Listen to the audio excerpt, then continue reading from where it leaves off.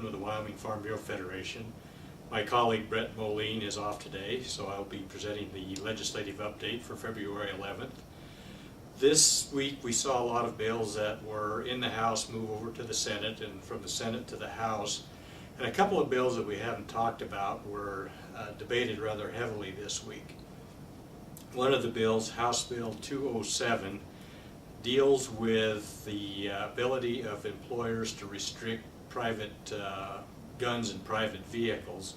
And the bill came down to a big debate on two constitutional issues, that of private property rights or that of gun rights. Currently the bill has passed out of the House, so the body felt that gun rights were trumping private property rights. We have had some concerns with this bill because of landowners' abilities to restrict guns in vehicles that are coming out on surface use agreements and pipelines and things like that.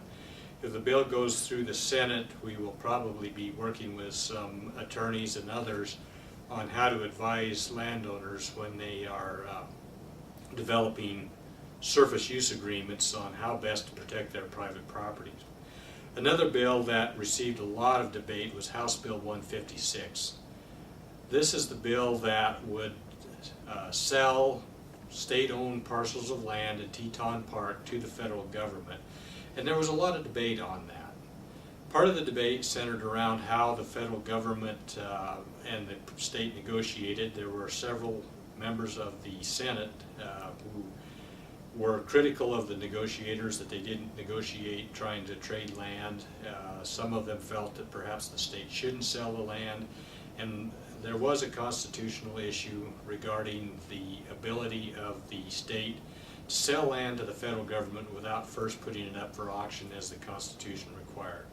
It came down to an argument about whose attorney's opinion was correct, but the bill did pass the Committee of the Whole in the Senate Thursday.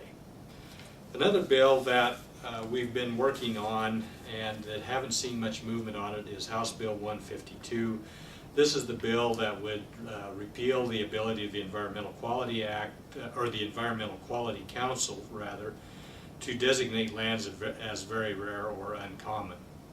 The bill did pass out of Senate Ag last week, but it is awaiting action on the Senate floor. Now, we have heard from some senators that some of the folks in the environmental community are lobbying very hard against this bill, and we're hopeful that the bill will start to be considered next week, perhaps after the budget has been considered, the supplemental budget.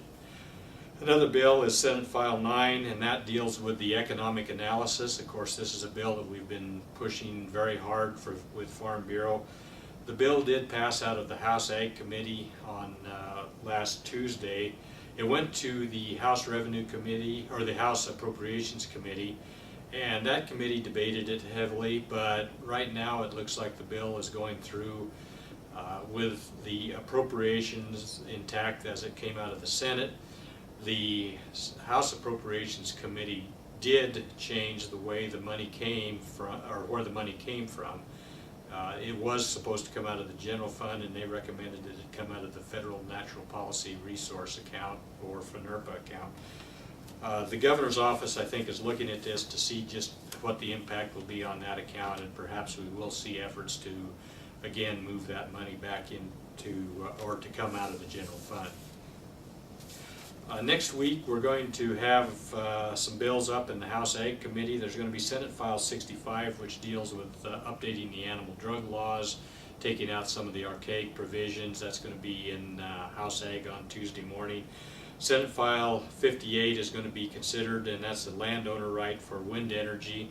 And another bill that we've also been watching fairly closely is Senate File 100, which deals with companion animals. Of course, this bill provides money to local governments to take care of those issues relating to animal hoarding and some of those things. It's kind of a controversial issue, and I think the chairman of the House Ag Committee expects to have quite a few folks in attendance. Senate Ag Tuesday night will be considering House Bill 163, and that is that bill deals with water produced from carbon dioxide sequestration. The bill has had some interesting debate, and it's going to be interesting to see what the Ag Committee does on that.